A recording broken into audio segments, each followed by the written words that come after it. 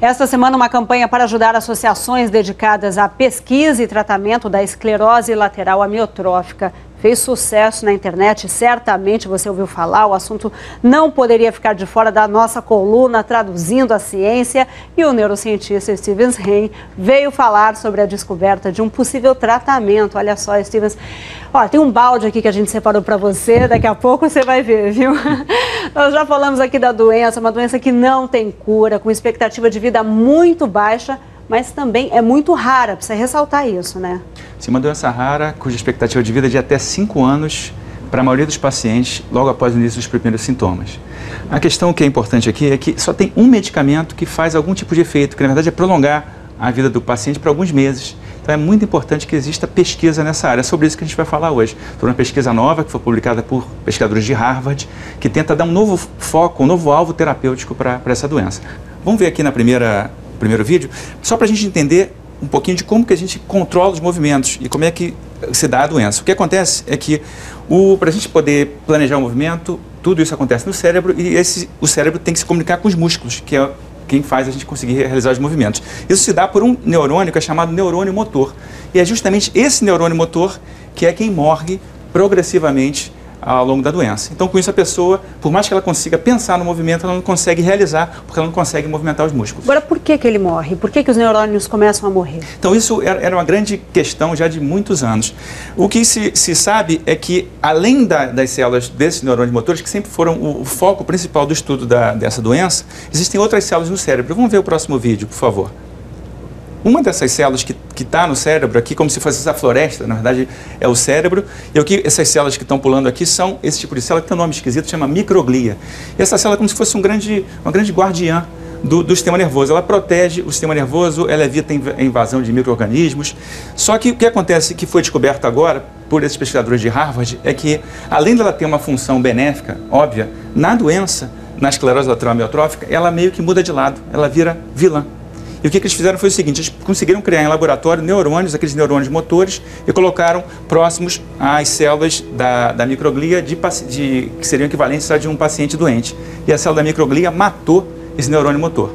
Ou seja, você engana essa célula e daí você consegue evitar que elas ataquem o neurônio que acaba paralisando a pessoa. Essa é a proposta desse medicamento que eles estão apresentando.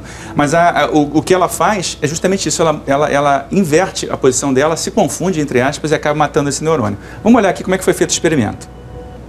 Isso aqui é como se fosse um neurônio motor, e aqui em volta, em azul, são justamente as células da microglia. Tá? Porque a gente, comparando um com o outro, a gente vê o seguinte: a microglia do paciente doente, o equivalente do paciente doente, ela mata o neurônio motor, que só tem uma célula verde. Aqui essa mesma célula do paciente doente, da microglia, com o neurônio motor saudável, quer dizer, combinando um com o outro, e dando esse medicamento que impede que essa microglia mate o neurônio. Então a ideia é você manter a função benéfica da microglia, evitando que ela se confunda e acabe matando o neurônio. Isso já foi feito inclusive em camundongos, foi esse trabalho publicado esse mês, e com resultados bastante promissores. E é uma esperança, né, para quem pode conviver com essa doença por mais tempo, ou uma esperança de cura realmente? Bom, isso ainda é muito recente, né? Só que é uma nova esperança, porque o foco estava sempre em cima do neurônio motor, tentando entender por que ele morria. Agora já sabe que às vezes ele não necessariamente é ele que se mata.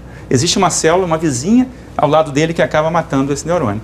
O que a gente vai ver no próximo é só para lembrar que eu acho que é um momento de grande expectativa na comunidade científica e para a sociedade em geral, porque a gente conseguiu avançar muito na ciência nos últimos anos. Hoje em dia a gente consegue pegar com um pedacinho da pele e criar esses neurônios motores. Então você pode, por exemplo, pegar uma célula de um paciente, um pedacinho de pele, criar neurônios motores como se fosse avatares desse paciente, colocar depois numa outra máquina e testar milhões de combinações de medicamentos. Coisa essa que é impossível se você pensar num único paciente. Então é um momento de grande expectativa. A questão é o seguinte: para a gente poder fazer isso é preciso de dinheiro.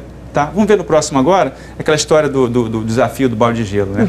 A gente sabe que a maior parte desses recursos vem do governo, isso no mundo inteiro, mas também vem de associações de pacientes. O criador do Facebook aí, já entrando no desafio do balde. Isso, ele depois desafiou o Bill Gates e por aí vai. Né?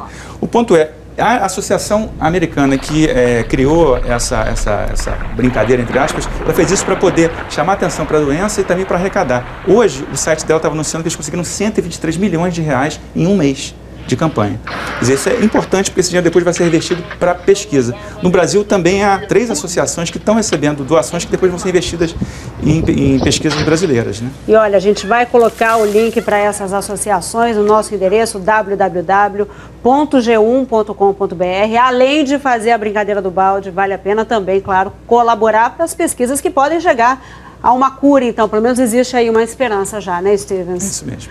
Agora vai trazer o balde aqui pra gente. Obrigada, viu? Bom fim de semana para você. Até mais. Você também.